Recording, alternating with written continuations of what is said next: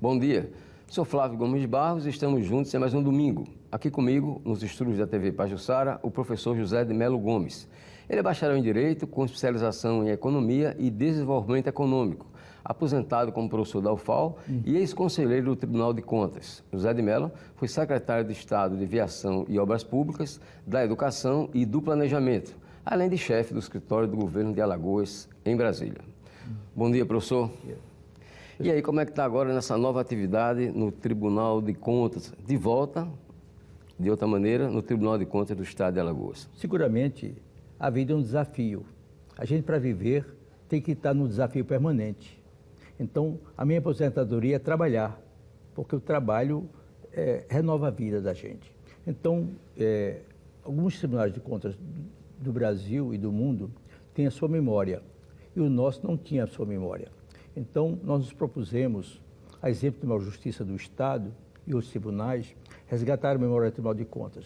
Desde a sua história, aliás, desde quando D. João VI veio para o Brasil e quando Rui Barbosa, em 1890, criou o Tribunal de Contas. Então, nós fizemos a história dos Tribunais de Contas no Brasil, passando por Alagoas, a partir da sua criação pelo governador Silvestre Pérez de Góes Monteiro. Bom, e na direção do Memorial do Tribunal de Contas daqui do Estado de Alagoas, o que é que você pode nos falar a respeito dessa nova função? Já começou? Quando é que fica pronto? Em primeiro lugar, nós fizemos a primeira etapa em termos da linha do tempo. Usando tecnologia, temos 17 painéis, vendo a história, os passos principais para a Conta de Alagoas e 30 horas de gravação sobre a história do Tribunal de Contas, seus fatos relevantes no Brasil e em Alagoas e os destaques para o seu trabalho ao longo em função da sociedade e do Estado. Inclusive, levando para as comunidades e para o público estudantil qual é a função do Tribunal de Contas. Não é meramente a função punitiva, é a função de cidadania.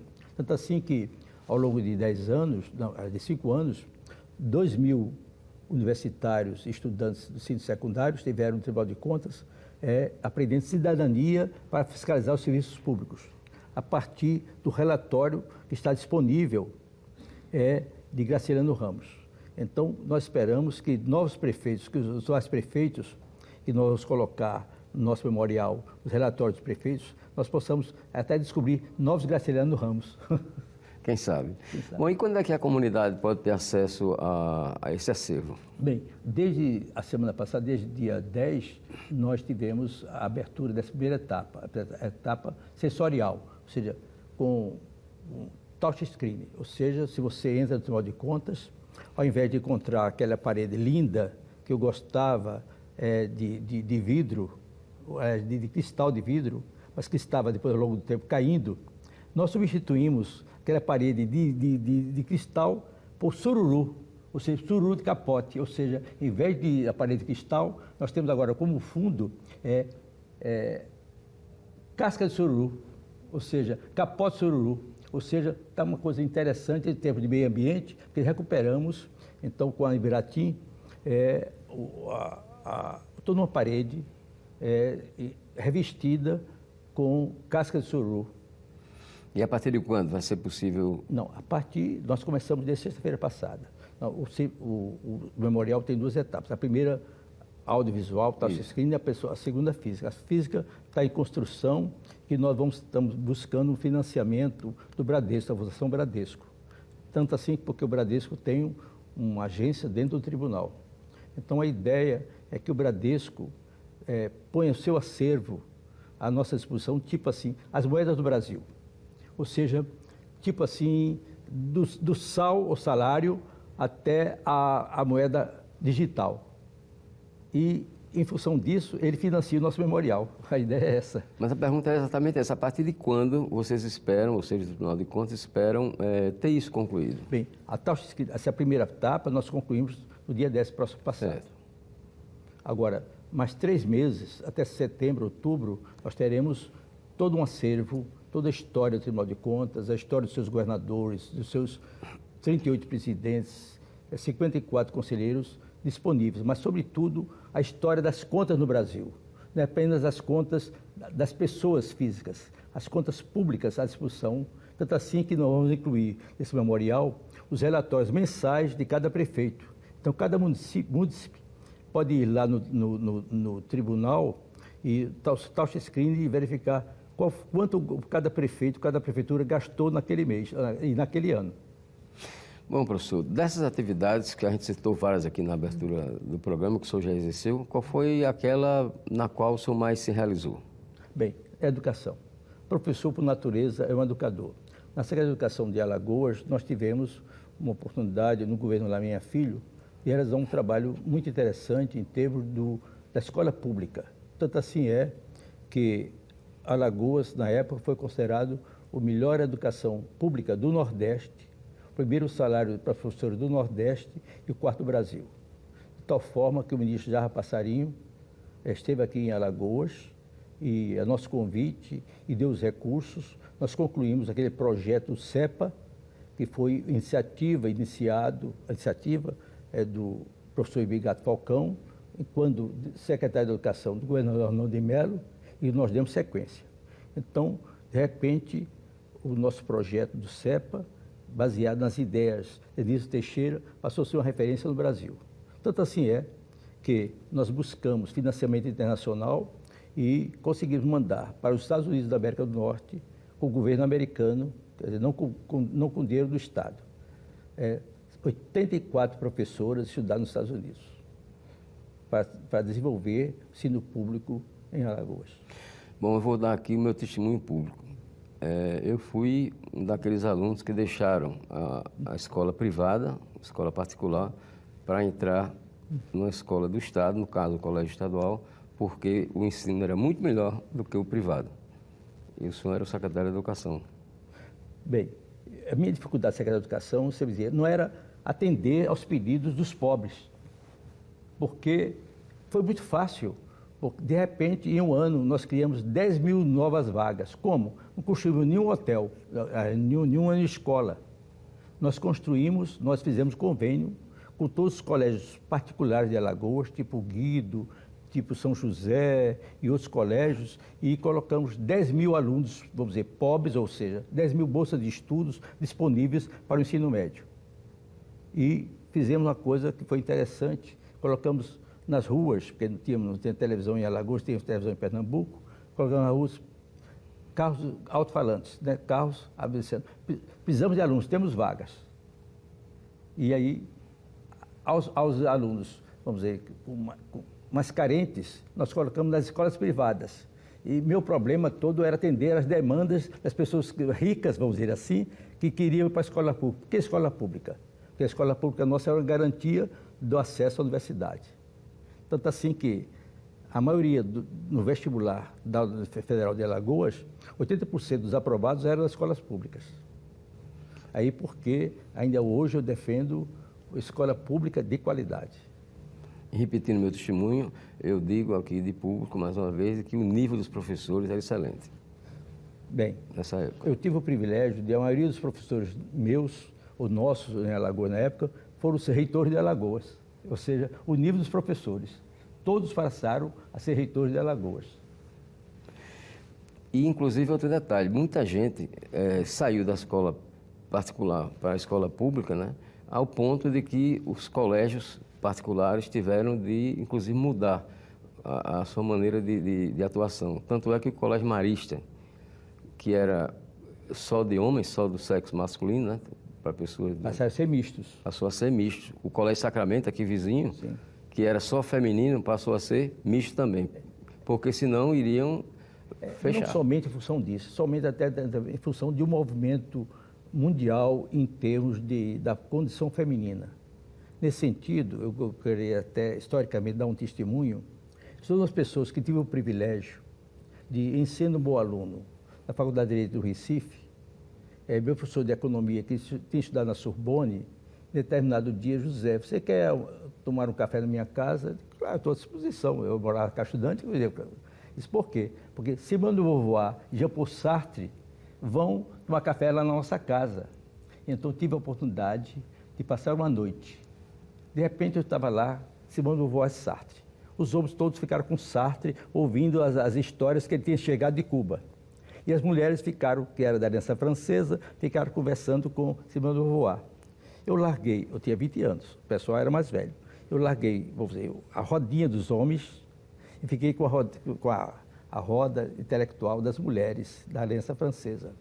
E tive o privilégio de a Simone de Beauvoir me contando, como estamos aqui, que ela estava escrevendo um livro sobre a condição feminina, ou seja, o segundo sexo. Passou a ser um clássico da independência feminina. E eu me lembro como hoje que ela dizia, a mulher, para ser independente da relação, tem que ter independência econômica. Se ela não tiver independência econômica, ela não era senhora da relação, sujeita da relação, era objeto da relação. Isso é uma experiência maravilhosa, não? Por isso que eu respeito muito a mulher. Bem, vamos a um breve intervalo comercial e na volta a gente continua a nossa conversa com o professor José de Mello Gomes. Até já.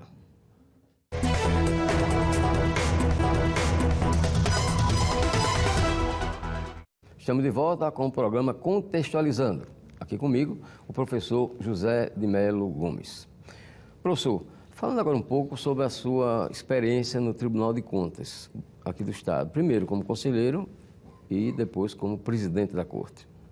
Bem, uma experiência muito rica, no sentido de que, primeiro eu estava de um lado, ou seja, eu era um ativista, eu era um administrador público. Depois eu passei para o outro lado, ou seja, fiscalizar a administração pública. Foi muito importante, porque essa experiência de administrador público, eu passei a cobrar menos dos administradores públicos, que a maioria dos problemas era por incapacidade administrativa.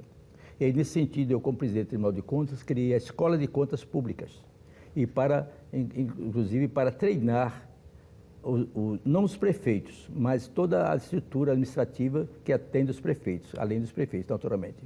Então, a partir desse momento, nós passamos a pensar o Tribunal de Contas não como fiscalizador, no sentido clássico, mas sim como um indutor a novas práticas administrativas. Nesse sentido, nós tivemos em Washington, do Banco Interamericano de Desenvolvimento, com o BID, com o Henrique Iglesias, de quem eu me aproximei, passei a ser amigo, ele me chamava de Gomes, e pedi um financiamento para o Estado de Alagoas, para o Tribunal de Contas do Estado de Alagoas. Então, o presidente Iglesias, do BID, Banco Interamericano de Desenvolvimento, me disse, José Gomes, para Alagoas não dá não, mas faça um projeto para o Brasil e eu financio. Então, eu fiz um projeto para modernização dos Tribunais de Contas do Brasil. E o BID, em vez de financiar Alagoas, financiou a modernização de todos os Tribunais de Contas do Brasil. O problema era a contrapartida. Quem dá a contrapartida? Aí nós fomos no Ministério do Planejamento e conseguimos a contrapartida do Ministério do Planejamento. Então, desta parte, nós conseguimos dinheiro, projeto, execução, não para modernizar o Tribunal de Contas de Alagoas, para modernizar os Tribunais de Contas do Brasil. Esse é o meu orgulho, naturalmente. Bom, pela sua experiência, na sua opinião, o que a gente vê na gestão pública, principalmente no município, né? É questão de desonestidade ou é falta de capacitação? Não, basicamente capacitação. Por isso que nós investimos bastante, devemos investir, aliás, os Tribunais de Contas todos no Brasil mudaram a mentalidade. Hoje é motivação da cidadania para cobrar dos administradores públicos resultados. E depois capacitar os administradores para executar bem os serviços públicos, ou seja, bem o dinheiro público. Então, hoje há um conceito novo em termos de cidadania, ou seja, e do cidadão cobrar dos prefeitos, governadores, presidente da República, resultados. Como é que o senhor poderia definir para o telespectador que está nos assistindo qual seria o papel exato dos tribunais de contas? Seria o seguinte, é interessante, uma vez o presidente do Tribunal de Contas da Argentina, conversando comigo, dizia, qual é o papel do Tribunal de Contas? Ele disse, é um ente que ele não pertence ao executivo, não pertence ao legislativo, não pertence ao judiciário, mas um ente que envolve todos e que fiscaliza a todo mundo, inclusive ele próprio. Então, é o sentido de controle das contas públicas, é controle dos gastos públicos. Então, todo sistema, todo setor público, administrativo, público ou privado, tem que ter um controle. Então, a ideia de controle com eficácia, o controle buscando resultados, não controle meramente por punição. Ou seja, sair daquela ideia simplesmente de punir, e sim fiscalizar e orientar. Mas, professor, por que é tão difícil os tribunais de contas, não só o de Alagoas, de maneira geral no Brasil inteiro, punir, por exemplo, um governador de estado, um presidente da República? Não é nem punir, é identificar algum tipo de irregularidade. Não, porque sempre existe, naturalmente, nós vivemos uma sociedade política. E é natural que haja a certa complacência. Mas, sem querer ser puritano, que nós temos que fazer uma indução de buscar as melhores práticas públicas. E o povo, cedo ou tarde, o povo é sábio. O povo sabe o que quer, sabe como quer, e um dia o povo dará a resposta. Bom, o senhor, além de conselheiro do Tribunal de Contas, além de professor, hoje aposentado da Universidade Federal de Alagoas, foi também secretário de Aviação, de Obras Públicas, secretário de Estado da Educação e secretário do Planejamento. É isso? No total, quantos anos de vida pública? Não.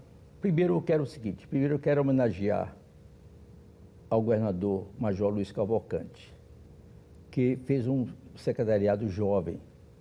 No momento ele teve um problema com os engenheiros da Aviação e Obras Públicas. Ele me chamou de José, eu vou cuidar da engenharia, cuide de arranjar recursos. E aí nós buscamos, junto ao BID e Banco Mundial, recursos para modernizar as estradas de Alagoas e Cabrini de Alagoas. Vou dar um exemplo concreto, ou seja, a construção dessa estrada de Maceió até São Luís Quitunda, que foi do governo Luiz Cavalcante. E só para ilustrar um pouco a nossa memória e a sua entrevista, determinado dia, todo dia, 5 horas da tarde, o governador Major Luiz Cavalcante ia fiscalizar a estrada. De repente ele para assim, ali na altura da sereia, né?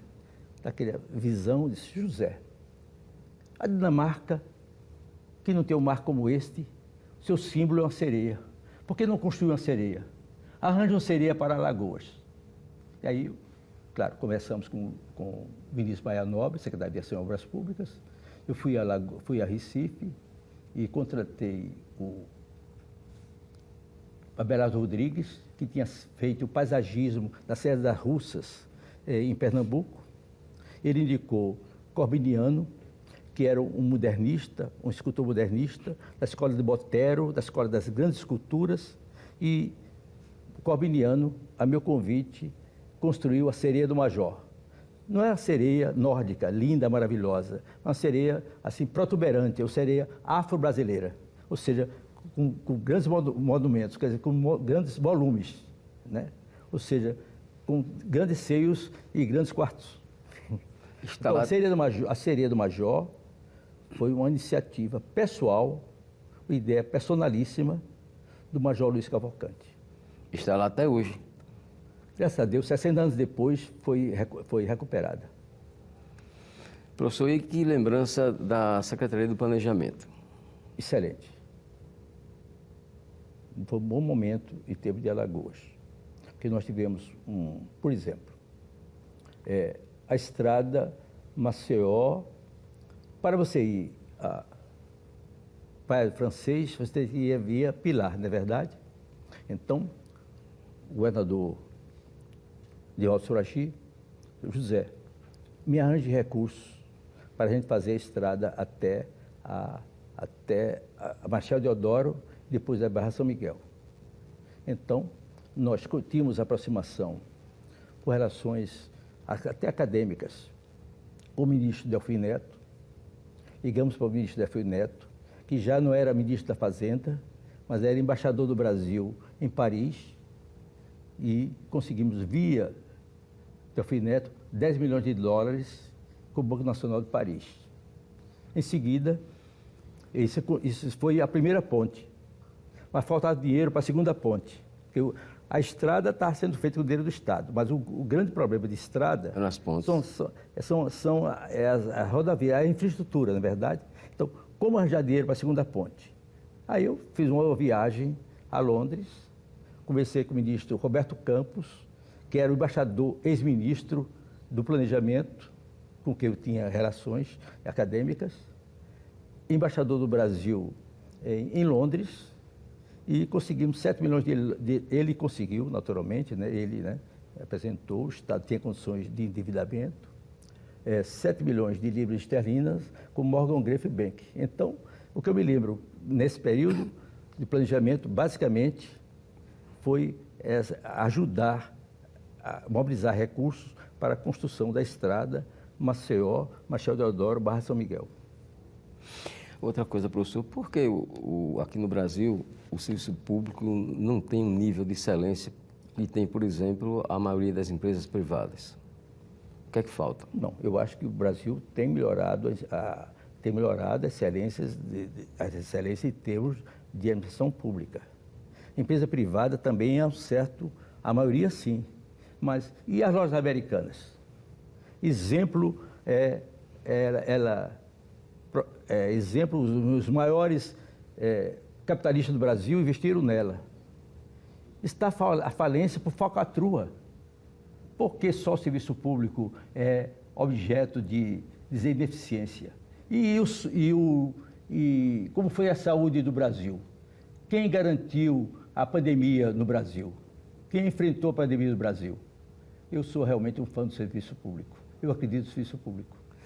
Mas, professor, há de se reconhecer que a prestação do serviço público difere bastante da iniciativa privada. Seguramente. Por isso que nós temos que dar, dentro do serviço público, uma consciência, uma eficiência, melhor dizendo, do setor privado, né? Evidentemente, claro. Né? Então, qual é a ideia agora? É associar serviço público e privado, fazer parcerias, né? Para buscar eficiência. Porque, evidentemente, se quem vai buscar o INSS, você vê uma fila de 1 ano para fazer um atestado, não é possível, não é verdade? Tem 500 mil pessoas ou mais na fila para conseguir um simples atestado para dizer que você precisa um auxílio saúde, um auxílio de deficiência. Um outro exemplo nessa área do serviço público, que é demérito, inclusive, para o serviço público, é que a gente vê muitas obras públicas que são iniciadas e não são concluídas. Ou seja, vemos também muitos prédios públicos que são abandonados e ficam por isso mesmo. É descontinuidade administrativa. Todo documento que começa com novas obras e despreza o passado. Não tem sentido o patrimônio público todo abandonado, né? Em termos de prédios públicos, na verdade, em Alagoas, o centro de Maceió, tem muitos. INSS, aqui não, o Brasil inteiro. Brasil inteiro. Então, realmente, isso significa o dinheiro do cidadão, do contribuinte, indo para o ralo. Aqui outro exemplo maior ainda, o Campo Chamanaré. Sim. Uma área nobre daquela, que daria para várias coisas, investimento na área de turismo, inclusive, está lá, pois bem, caindo aos pedaços. Que foi exatamente, que era da Marinha, aliás, é da Marinha. Isso. Depois foi o Detran, que não deu certo. E ali tem um belo projeto, tem um belo projeto que eu conheço, fazer um grande campo de golfe. Ali? Sim, ali, exatamente isso. E o que é que falta para se conseguir? Decisão política, né? Consciência política, né? E todo um emaranhado jurídico nessa história toda, né? Professor, para encerrar, eu sei que é difícil fazer uma pergunta de difícil resposta para o senhor. Nessa vida, esses 60 anos de vida pública, quem é que o senhor poderia destacar como um grande personagem da vida pública alagoana? Bem, brasileiro eu já sei. Quem seria? Juscelino Kubitschek, que eu conheci pessoalmente. E que, com um papel que eu apresentei a ele, pedindo R$2 milhões para a Caixa Estudante de Pernambuco, ele assinou e um mês depois o dinheiro estava na conta da Caixa Estudante de Pernambuco. Então, esse eu conheço. Esse é o maior que fez Brasília, que tirou o Brasil das costas e interiorizou o Brasil. O grande administrador, o grande homem público brasileiro, da história brasileira, se chama Juscelino Kubitschek. De Alagoas, são muitos. Eu servi ao Major Luiz Cavalcante, que eu tenho uma admiração muito grande. Ao homem inteligente e probo, Laminha Filho. Servi a Edivaldo Suragir no primeiro governo dele, e que eu gosto muito dele e sei as razões porque da crise dele no terceiro governo. Servi o governo Theo Vilela, o filho, e trabalhei com o pai como vice-governador. Então, eu diria, eu gosto dos 5. É uma posição tucana de ser, professor. Não, uma posição Não, não estou criticando não, só estou admitindo. Demissão. Admiração. Você pode ver essa entrevista no YouTube da TV Pajuçara. O programa Contextualizando deste domingo termina por aqui. Um bom domingo para todos.